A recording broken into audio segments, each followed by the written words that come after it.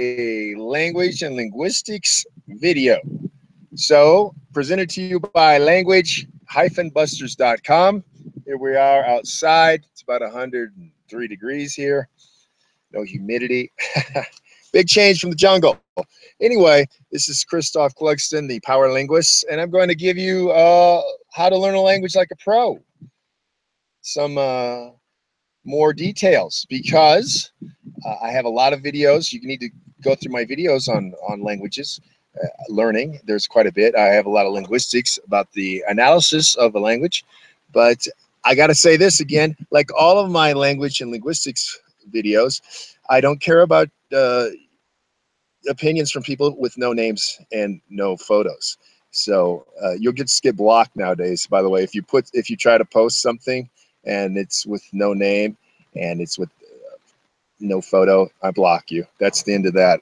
You've been warned for 3 or 4 years at least.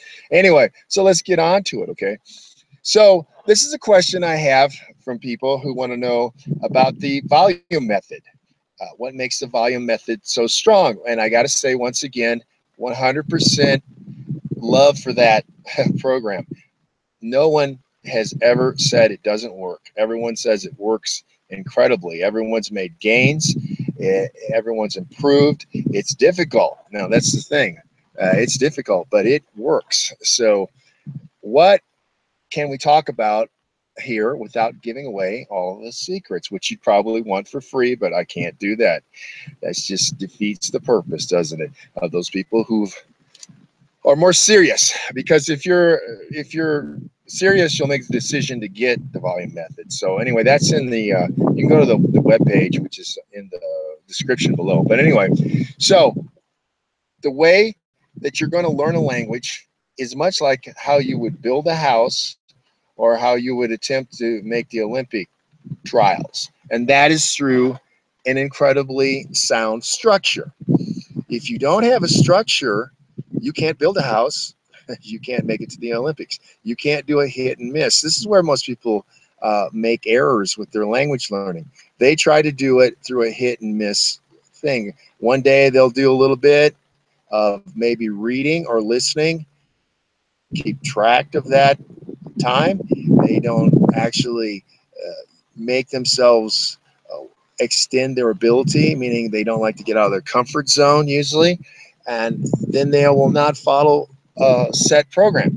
It's like I'm saying, for the Olympic trials, you're going to have to follow a set, progressively increasing your duration of certain training. You're going to also get much smarter, and that's the thing about the volume method. It's a very smart way to structure your time.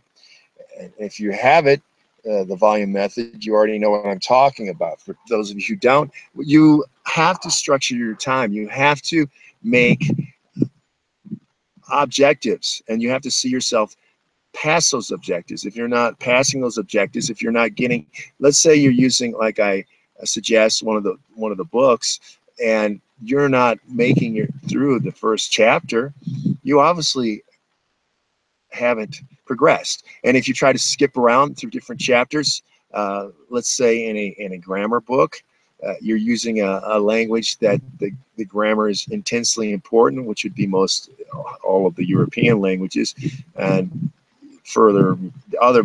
I mean, I don't want to get into the linguistics of it all right now, but if you're learning Russian, you need to obviously know that. Finnish, it's all of that. But Latin, let's use Latin. It's a fusional language, meaning it's inflected heavily, and you have to understand it, because it's not English, which is very syntax driven and very minimalistic really on the inflections. It's a agglutinating language at this point, and it's leveling, as opposed to, let's say, isolating languages like Thai or Chinese, Mandarin.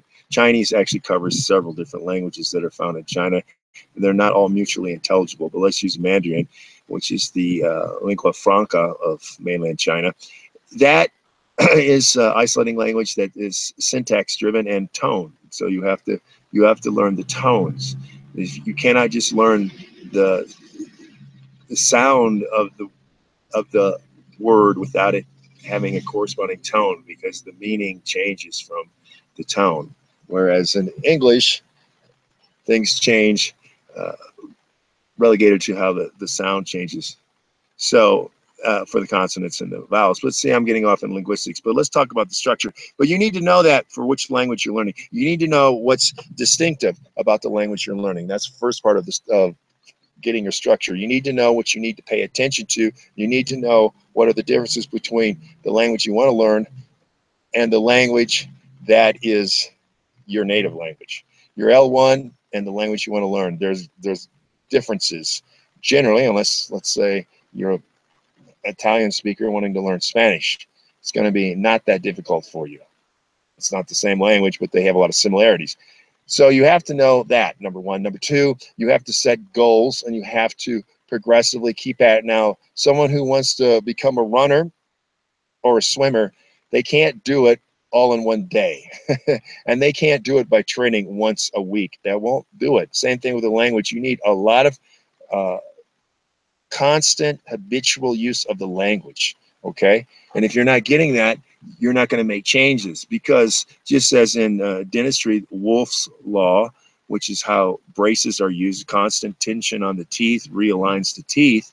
It's the same thing with constant usage of a language. That's how you learned your L1, your native language, because you used it all the time. And if you're not using the language, you're going to forget it, because the axiom of use it or lose it is very true, especially because as you evolve, you're supposed to learn what is salient in your environment, and you learn those skills. Say if you live in the Arctic, you learn one set of skills. You live in the jungle, you learn another set.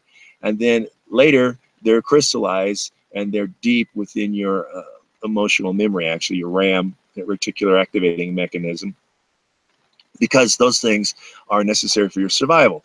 And when you live as a social pack animal, as humans are, you learn the communication system that is necessary. Now, if you need to communicate in 3 or 4 languages to survive, then you will. And that's why people are multilingual. That's the reason for it. Now, if you grew up monolingual, then you have to break free of that operating system. So you have to make these incremental attempts at changing yourself. You can't go around and spend 20 seconds a day thinking about Spanish to learn Spanish. You've actually got to disassociate from your operating system and start using Spanish. Let's say you're an English speaker. You're going to start using Spanish every day, and you've got to use it and increase the time for a while. And it's going to be painful, just like trying to make the Olympic team. It's not easy.